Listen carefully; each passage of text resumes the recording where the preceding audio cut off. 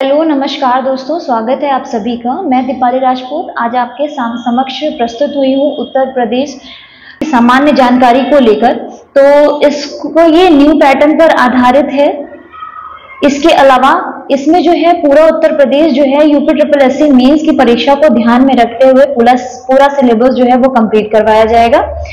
और इस सिलेबस के कंप्लीट होने के बाद इससे संबंधित जो पूर्व परीक्षा में क्वेश्चंस आ चुके हैं और जो आने की संभावना है उसकी भी आपको जो है प्रैक्टिस करवाई जाएगी। तो आज हम शुरुआत करेंगे उत्तर प्रदेश के इतिहास से। भाग 1 के अंतर्गत आज हम पढ़ेंगे प्रागैतिहासिक काल, आग इतिहास और इतिहास के बारे में। तो इतिहास को 3 भागों में बांटा गया है, जिसमें पहला है प्रागैतिहासिक काल, आग इतिहास काल और इतिहास। ठीक है, तो प्रागैतिहासिक काल स्थलों के बारे में सबसे पहले हम जानेंगे कि इसके साक्ष्य जो है कहां से प्राप्त हुए हैं। तो यहाँ हम देख पा रहे हैं कि उत्तर प्रदेश में जो मेरठ का एरिया है, ठीक है, यहाँ मेरठ में जगह है आलमगीरपुर, जो कि सैंधा सभ्यता का सबसे पूर्वी जो है ये क्षेत्र है। ठीक है, इसमें कपास उगाने के जो साक्ष्य हैं ये प्राप्त होते हैं। वहीं पर संत कबीर नगर की बात करें तो संत कबीर नगर में क्षेत्र है लहुरादेव, जहां से प्राचीनतम कृषि के साक्ष्य प्राप्त हुए हैं। वहीं पर कुशीनगर की बात करें तो कुशीनगर से हमें महात्मा बुद्ध के महापरिनिर्वाण के साक्ष्य प्राप्त होते हैं। आगे हम अगर देखें तो यहाँ पर प्रतापगढ़ है। प्रतापगढ़ में देखें तो सराय नाहर राय, जहां से 14 सावधान यानी कि 14 जो है वो मृत शरीर के जो साक्ष्य हैं वो प्राप्त हुए हैं। वहीं दूसरा है महदहा, महदहा से गर्तावास, हड्डियों के आभूषण और मृग श्रृंग के जो छल्ले हैं, ठीक है, इसकी माला जो है ये प्राप्त हुई है। वहीं बात करें प्रयागराज की तो चौपानी मांडो एक जगह है प्रयागराज में, जहां से झोपड़ियों एवं मिट्टी के बर्तनों के अवशेष प्राप्त हुए हैं। इसके अलावा कोल्डी हवा की बात करें तो यहां से चावल के प्राचीनतम जो है साक्ष्य प्राप्त हुए हैं। वाराणसी की अगर हम बात करें तो वाराणसी जो महात्मा बुद्ध का प्रथम उपदेश जो है इन्होंने सारनाथ में दिया था, जिसे धर्मचक्र प्रवर्तन भी कहा जाता है।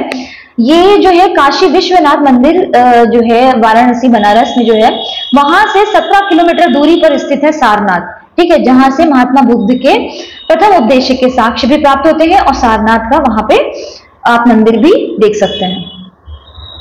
चलिए अब हम बात करेंगे पाषाणकालीन सभ्यता के बारे में, जो कि प्रागैतिहासिक काल से संबंधित है। पाषाणकालीन सभ्यता, जिसको प्रागैतिहासिक काल भी कहा जाता है, इसकी खोज की जो शुरुआत है वो 1863 ईस्वी में जो है हुई थी, जिसमें भारतीय पुरातत्व सर्वेक्षण के जो रॉबर्ट ब्रूस फुट हैं, ठीक है, इनको पलवरम से एक पाषाणोपकरण मिला था, मतलब एक पाषाण का उपकरण मिला था। पलवरम की अगर हम बात करें तो ये कहां पर है, ये तमिलनाडु में है।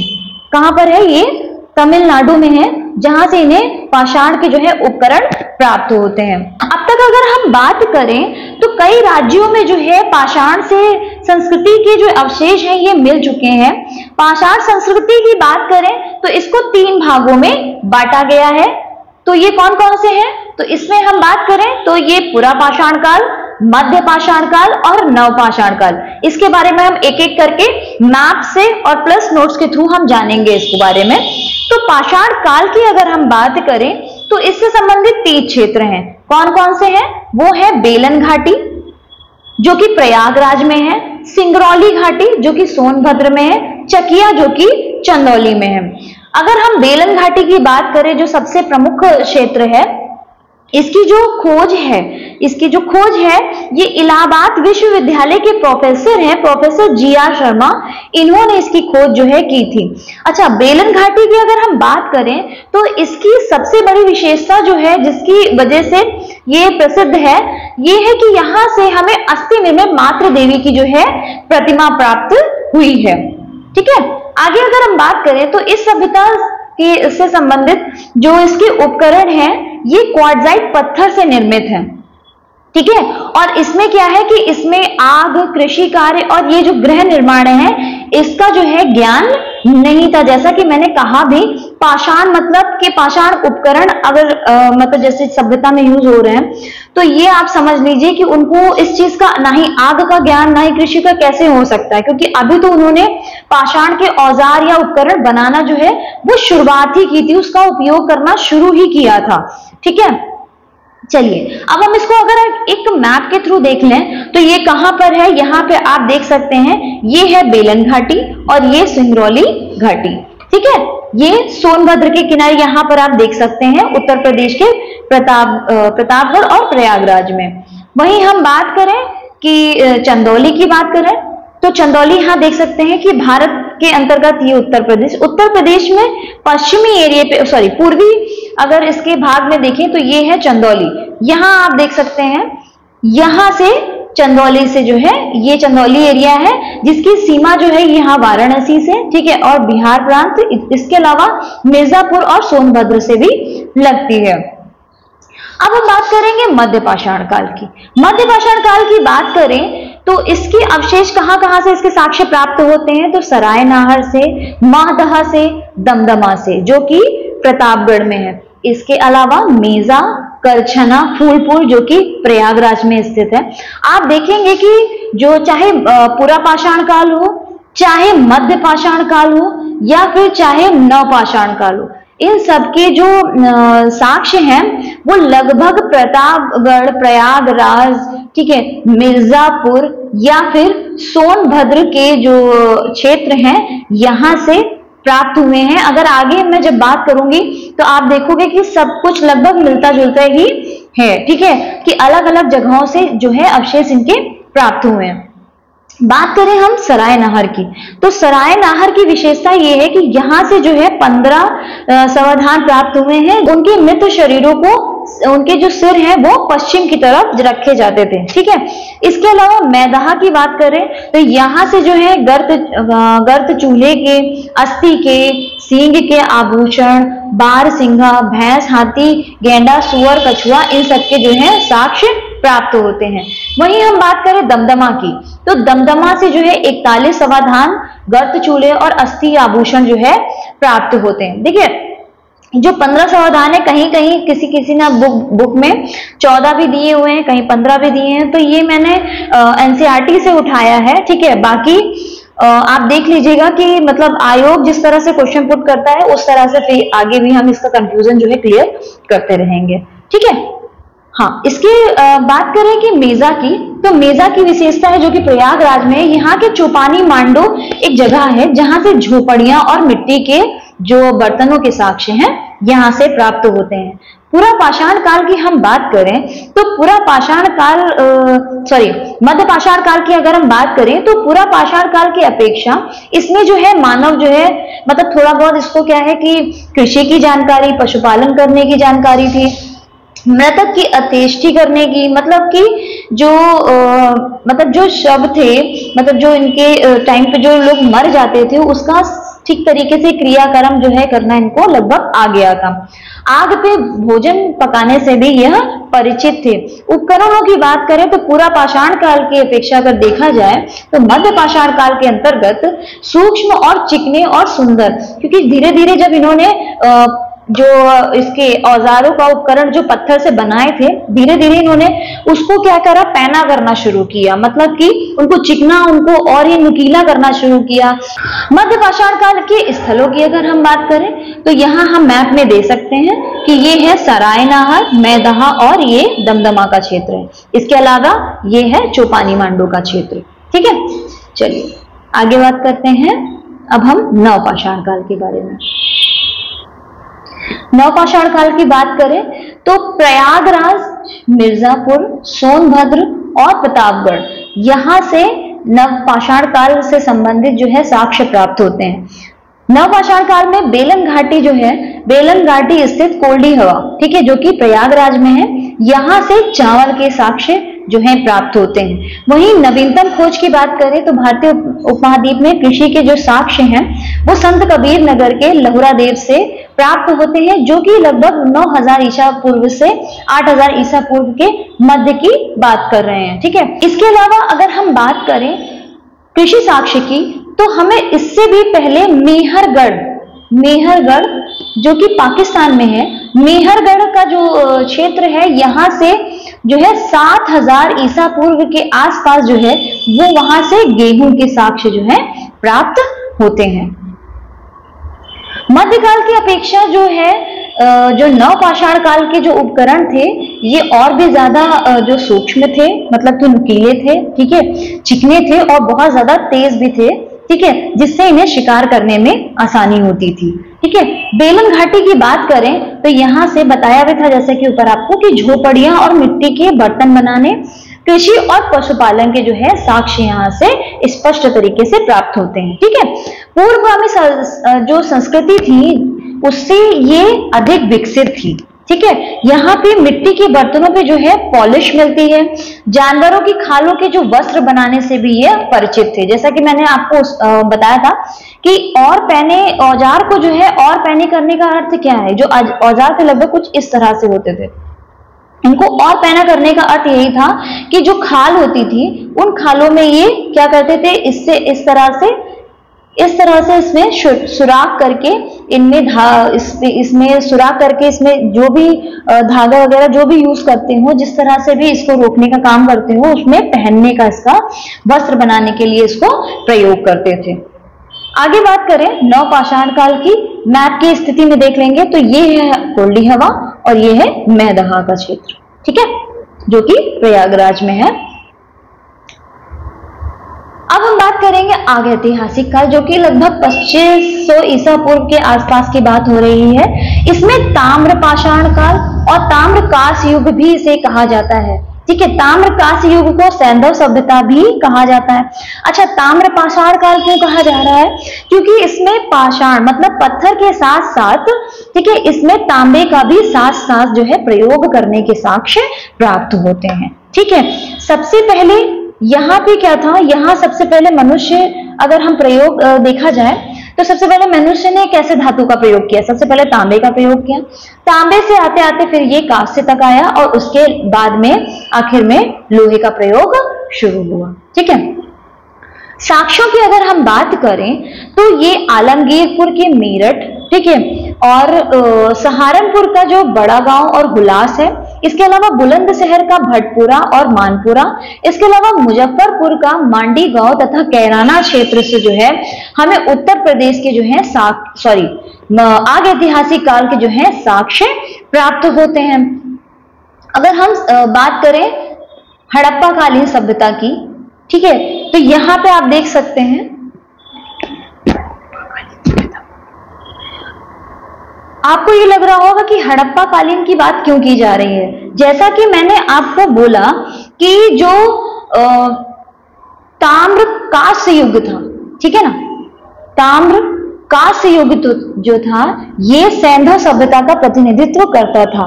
तो सैंधव सभ्यता की अगर हम बात करेंगे तो यहाँ पे हम वही क्षेत्र देखने की कोशिश कर रहे हैं, ठीक है। तो पहले हम भारत में जाने कि भारत में ये कहाँ क्षेत्र, पूरा क्षेत्र फैला हुआ था। तो ये त्रिकोणीय लगभग आकृति में जो है जो सैंधव सभ्यता का क्षेत्र है ये फैला हुआ था, जहां पर आप ये देख सकते हैं ऊपर मांडा है, मांडा जो कि जम्मू कश्मीर में था, ठीक है। और यह सैंधव सभ्यता का सबसे उत्तरी भाग है, सबसे उत्तरी क्षेत्र है। सबसे पश्चिमी क्षेत्र की बात करें तो सुत काकेरोर है। सबसे पूर्वी क्षेत्र की बात करें सैंधव सभ्यता की तो ये आलमगीरपुर है जो कि मेरठ में है, ठीक है। वहीं पर हम बात करें सबसे दक्षिणी क्षेत्र की, तो दक्षिणी क्षेत्र की बात करें तो ये है दैमाबाद जो कि कहां पर है, महाराष्ट्र में है, ठीक है। तो यहां पर आलमगीरपुर की बात करें जो कि उत्तर प्रदेश में स्थित है, ठीक है। आलमगीरपुर में था क्या कि यहां से हमें कपास के साक्ष्य प्राप्त होते हैं, ठीक है, कपास के साक्ष्य प्राप्त होते हैं, यानी कि कपास की कृषि जो है यहाँ पर की जाती थी, ठीक है। सैंधवकालीन जो लोग थे ये कपास से परिचित भी थे और यहाँ के लोग जो हैं, हालांकि है क्या कि सैंधव सभ्यता जो है, सैंधव सभ्यता एक नगरीय सभ्यता कही जाती है, लेकिन आलमगीरपुर जो था ये शहरीय सभ्यता ना होकर यहाँ के जो लोग हैं, ठीक है, नगर की बजाय कहाँ रहते थे, यहाँ के लोग नगर की बजाय गांव में रहा करते थे, ठीक है। अब हम बात करेंगे ऐतिहासिक काल। ऐतिहासिक काल को लौह काल भी कहते हैं। लौह काल क्यों कहते हैं? क्योंकि यह लोहे से परिचित थे। ठीक है, सिंधु सभ्यता के पश्चात जो नवीन सभ्यता विकसित हुई, ठीक है, उसी को ही ऐतिहासिक कहा गया। ऐतिहासिक में जो है हमें लिखित साक्ष्य प्राप्त हुए, ठीक है, और इन्हें पढ़ा भी जा सका। ठीक है, प्रागैतिहासिक काल की अगर हम बात करें तो हमें सिर्फ साक्ष्य प्राप्त हुए। ठीक है, वहीं आग ऐतिहासिक काल की बात करें तो आग ऐतिहासिक काल में हमें लिखित साक्ष्य तो प्राप्त हुए, लेकिन उन्हें पढ़ा नहीं जा सकता था। वहीं ऐतिहासिक काल में लिखित साक्ष्य प्राप्त तो हुए और इन्हें पढ़ा भी गया। ठीक है, तो ऐतिहासिक काल लौह काल क्यों कहा जाता है? क्योंकि ये लोहे से परिचित थे। ठीक है, इसे वैदिक या आर्य सभ्यता के नाम से भी इसको जाना गया। अगर हम बात करें तो ये 1500 ईसा पूर्व से 750 ईसा पूर्व के मध्य यह सभ्यता का समय माना जाता है। ठीक है, इसके जो प्रमाण हैं, इसके प्रमाण हमें वेदों से प्राप्त होते हैं। कैसे? क्योंकि वेदों का भी समय जो है लगभग 1000 ईसा पूर्व से 600 ईसा पूर्व के मध्य जो है देखा गया है। इसीलिए यहाँ से इस सभ्यता के बारे में जो है बहुत हद तक यहाँ पे ये मिलान देख सकते हैं सामने ही कि ये समय जो है लगभग इनका जो है मिल रहा है। ठीक है ना। अब हम इसके फैलाव की बात करें या विस्तार की बात करें तो जो ऐतिहासिक काल है, ठीक है, इसका जो विस्तार था ये कहाँ था? सिंधु नदी क्षेत्र जो कि पाकिस्तान, ठीक है, पाकिस्तान के एरिया से लेकर बंगाल तक। ठीक है, सिंधु सभ्यता जो थी ये आलमगीरपुर यानी कि उत्तर प्रदेश के जो है पश्चिमी एरिया तक ही फैली हुई थी। लेकिन जो इतिहास काल की बात कर रहे हैं, जिसमें हम बात कर रहे हैं वैदिक काल की, ठीक है ना, तो वैदिक काल में क्या था कि ये जो सभ्यता थी इसको ये बंगाल मतलब भारत में बंगाल तक इसका विस्तार जो है देखा गया, इसके साक्ष्य प्राप्त हुए। ठीक है, वैदिक काल को दो भागों में बांटा गया, जिसमें पूर्व ऋग्वैदिक काल है जिसका विस्तार जो है पंजाब और सिंध तक था। उत्तर वैदिक काल की अगर हम बात करें, ठीक है, तो इसका जो विस्तार है, संस्कृति का जो विस्तार है वो उत्तर प्रदेश सहित समस्त उत्तर भारत तक इसका विस्तार जो है वो हो चुका था। ठीक है, इसमें जो है कुरु और पांचाल जैसे राज्य थे। तो बात करते हैं अब हम कुरु के बारे में। ठीक है, तो कुरु जो राज्य है इसका जो आधिपत्य था ये उत्तर प्रदेश के मेरठ, इसके अलावा दिल्ली और इसके अलावा थानेश्वर तक जो है कुरु का आधिपत्य था। राजधानी की बात करें तो राजधानी इसकी थी आसंदीवत। आसंदीवत की हम बात करें तो इसके बारे में भी एक कहानी कह सकते हैं या कह सकते हैं कि इसके बारे में भी काफी चीजें प्रचलित हैं। ठीक है, अगर पौराणिक उल्लेख की बात करें तो आसंदीवत आपके दिमाग में आ रहा होगा कि ये होगा कहाँ। ठीक है ना, तो एक श्लोक है जो कि मैंने लिखा हुआ है, वो मैं पढ़ के आपको बताती हूँ, जो कि मुझे याद नहीं है। ठीक है, असंदिवती धान्याद रुक्मणम हरितंत्र जनम अश्वम बबंध सारम देव भयो जन्मेजय इति। इससे यह पता चलता है कि देवों के लिए यज्ञार्थ, ठीक है, यज्ञार्थ जन्मेजय ने आसंदिवत में एक स्वर्ण अलंकृत पीली माला धारण किए हुए श्याम रंग का अश्व जो है बांधा। ठीक है, तो यहां से ये पता चलता है कि परीक्षित की जो राजधानी थी वो हस्तिनापुर में थी। ठीक है, हस्तिनापुर में थी। तो ये कह सकते हैं कि असंदिवत शायद ये इसका दूसरा हस्तिनापुर का दूसरा नाम था। हालांकि इसको पूरी तरह से सत्य नहीं मान सकते। ठीक है, इसमें भी संदेह है, क्योंकि जब महाभारत की अगर हम बात करें, ठीक है, तो महाभारत के अंतर्गत जो जन्मेजय हैं, जो ये परीक्षित के पुत्र थे, ठीक है, इनकी जो राज्यसभा है वो तक्षशिला में बताया जाता है। ठीक है, तो इसलिए ये असंदिवत हस्तिनापुर में है या तक्षशिला में, इसका स्पष्ट हमें कहीं से भी साक्ष्य प्राप्त नहीं होता। ठीक, अब हम बात करेंगे पांचाल की। तो पांचाल की अगर हम बात करें तो इसका विस्तार ये थोड़ा मिस्टेक हो गया है, बरेली है ये। ठीक है, बरेली, बदायूं और फर्रुखाबाद में है। और इसकी राजधानी क्या थी? इस राज्य की जो राजधानी थी वो काम्पिल्य थी।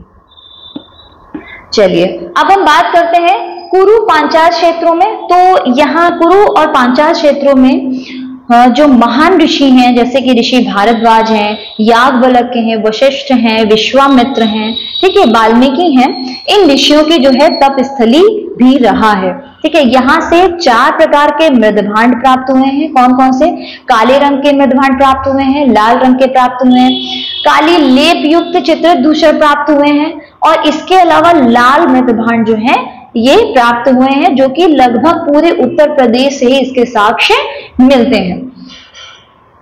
वैदिक काल का अंत होते होते देखा जाए, उत्तर वैदिक काल के अंतिम चरण को महाकाव्य काल कहा गया। महाकाव्य काल इसे क्यों कहा गया? क्योंकि इसमें ही जो प्रसिद्ध रामायण और महाभारत, ये 2 काव्य इसी टाइम पर लिखे गए थे। ठीक है, जो कि उत्तर प्रदेश के ही क्षेत्र में लिखे गए। आर्य सभ्यता का जो और अगर बात करें आर्य सभ्यता की, तो इसका जो विस्तार है ये कहां पर? उत्तर प्रदेश के पूर्व तक होने लगा, यानी कि अंग तक इसका विस्तार पहुंच गया।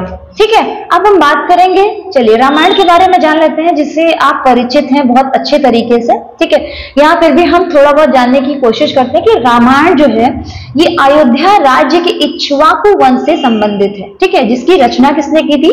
जिसकी रचना जो है वाल्मीकि द्वारा की गई थी ब्रह्मवर्त में। ठीक है, ब्रह्मवर्त जिसको वर्तमान में बिठूर कानपुर कहते हैं। वहीं महाभारत की बात करें तो महाभारत जो है ये हस्तिनापुर के कुरु वंश से संबंधित है, और इसकी रचना जो है, इसकी रचना वेद व्यास जी ने की थी। हम दोनों काव्यों की अगर हम बात करें तो ये जो संबंधित काव्य हैं, ठीक है, इनसे उस समय का जो मतलब उस तत्कालीन समाज था, उसके आर्थिक, सामाजिक और राजनीतिक स्थिति के बारे में जो है पूर्ण जानकारी मिलती है कि उस टाइम पे किस तरह की आर्थिक स्थिति थी, लोग मतलब वहां की प्रजा संपन्न थी कि निर्धन थी। ठीक है, सामाजिक कि कैसा समाज था उस टाइम पे, राजनीति किस तरह की होती थी। ठीक है, राजा की बात हो रही है तो इसका मतलब है कि मतलब राजतंत्र था, है ना, इस तरह की जानकारी जो है प्राप्त होती है। तो ये इतिहास का, उत्तर प्रदेश इतिहास के अंतर्गत भाग 1 में जो है हमने सिर्फ एक इतिहास का छोटा सा पार्ट जो है इसको लिया है। ठीक है, आगे जो हम बात करेंगे वो हम 16 महाजनपदों के बारे में जानेंगे, इसके अलावा जैन, बौद्ध, ठीक है, और अन्य धर्मों के बारे में भी विस्तार से बात करेंगे। तो मिलते हैं अगली क्लास में। उम्मीद है आपको ये क्लास पसंद आई होगी। मैंने पूरी कोशिश करी है प्रीवियस ईयर क्वेश्चंस को देखकर और आगे भी चीजों को ध्यान में देते हुए, अपने एक्सपीरियंस को जोड़ते हुए मैंने वो पॉइंट इसमें डाले हैं जो आपके लिए आगे एग्जाम में काम आएंगे। ठीक है, और यहाँ से आपको जो हम ये फ्री कंटेंट आपको डिलीवर करा रहे हैं, ये मत समझिएगा कि फ्री है तो ये कॉम्प्रोमाइज हो जाएगा, कोई भी कॉम्प्रोमाइज नहीं है इसमें। मैंने इसमें अपना फुल एफर्ट दिया हुआ है। उम्मीद है आपको क्लास पसंद आएगी। बस आपसे एक ही रिक्वेस्ट है, इस क्लास को ज्यादा से ज्यादा लोगों तक पहुंचाएं, सब्सक्राइब करें, शेयर करें चैनल को। ठीक है, बस इतना ही सहयोग आपका प्राप्त होता रहे और हम आप तक ये सेवा पहुंचाते रहें। नमस्कार, मिलते हैं अगली क्लास में।